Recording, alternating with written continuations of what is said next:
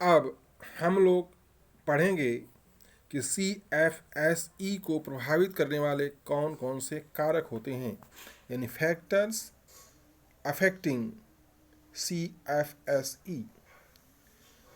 अब ये जो कोऑर्डिनेशन कॉम्प्लेक्सेस होते हैं, इनमें जो CFSE को प्रभावित करने वाले कारक निम्नवत हैं। नंबर 1, धातु आयन की प्रकृति, nature of central metal ion.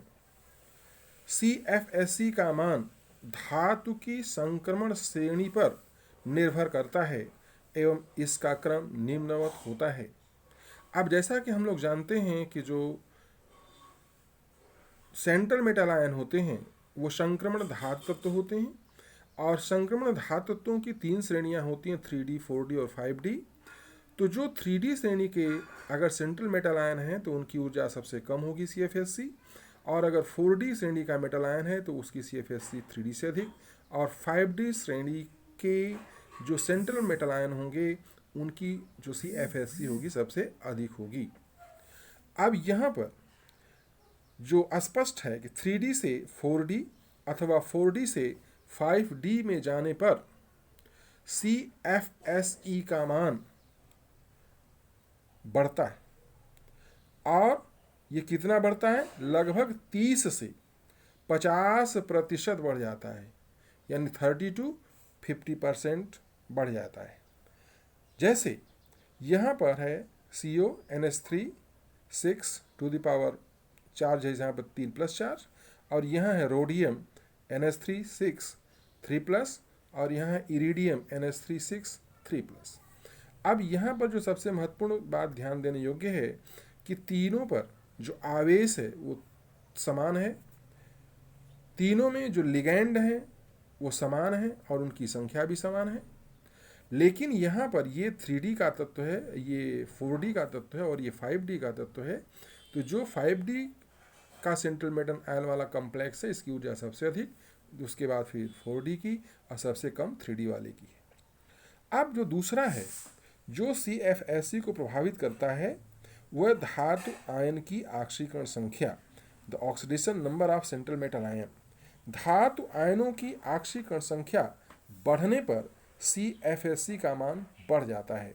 जैसे उदाहरण के लिए यहाँ पर ये जो 2 कॉम्प्लेक्स लिए गए हैं इनमें सेंट्रल मेटल आयन समान है, नंबर ऑफ लिगैंड्स और नेचर ऑफ लिगैंड्स भी समान है, लेकिन यहाँ पर जो Fe है इसकी ऑक्सीडेशन नंबर +2 और यहाँ पर कितना है +3।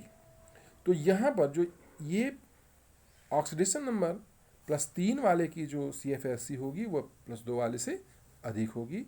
This is very important. तीसरा फैक्टर है संकर यौगिकों की ज्यामिति। अब जैसे कि संकर यौगिकों की ज्यामिति अभी हम लोगों ने पढ़ा था कि ऑक्टाहेड्रल है, टेट्राहेड्रल कॉम्प्लेक्स होते हैं, और देखा भी पिछले लेक्चर्स में कि जो डेल्टा जीरो का मान यानी कि CFSE for the octahedral complexes is always greater than delta T यानी CFSE for the tetrahedral complexes, और ये लगभग कितना गुना होता है? 4/9 गुना, यानी डेल्टा T का मान डेल्टा जीरो के 4/9 गुना के लगभग बराबर होता है, अर्थात डेल्टा T डेल्टा जीरो का लगभग आधा होता है। अब इसके बाद जो चौथा फैक्टर है नेचर ऑफ लिगैंड। अब लिगैंड की प्रकृति जो होती है वह CFSE को निर्धारित करता है।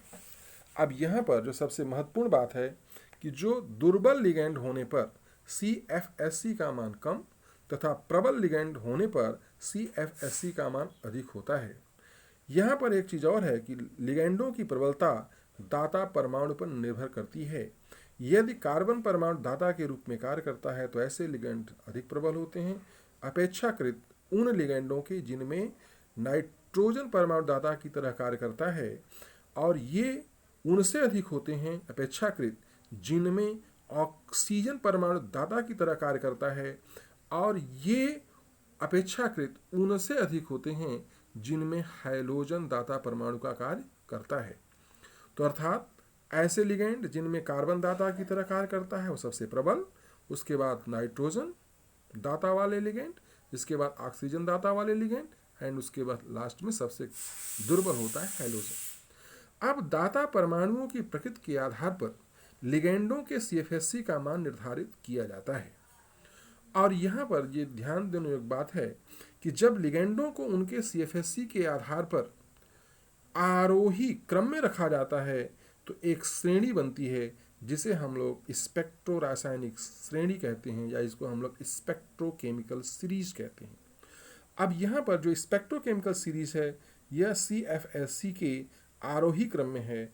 Iodide is lesser than bromide, is lesser than chloride, is lesser than sulphide, is lesser than thiocyanate, is lesser than N3F, is lesser than NH2CO NH2, is lesser than OH minus, is lesser than oxalato, is lesser than O double minus, is lesser than H2S, is lesser than NCS, is lesser than EDTA, ethylene diamine tetraacetate, is lesser than pyridine, is lesser than ammonia, is lesser than ethylene diamine, is lesser than bipyridine, is lesser than NO2 minus, is lesser than CS3 minus, is lesser than C6H5 minus, is lesser than Cn minus, is lesser than CO।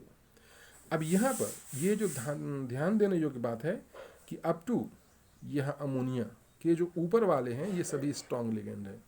Ammonia जो होता है यह कभी कभी strong ligand के अंतर्गत भी आता है और कभी कभी वीक लिगेंड के अंतर्गत आता है, लेकिन अमोनिया से इधर जो नीचे के लिगेंड हैं सभी वीक लिगेंड होते हैं।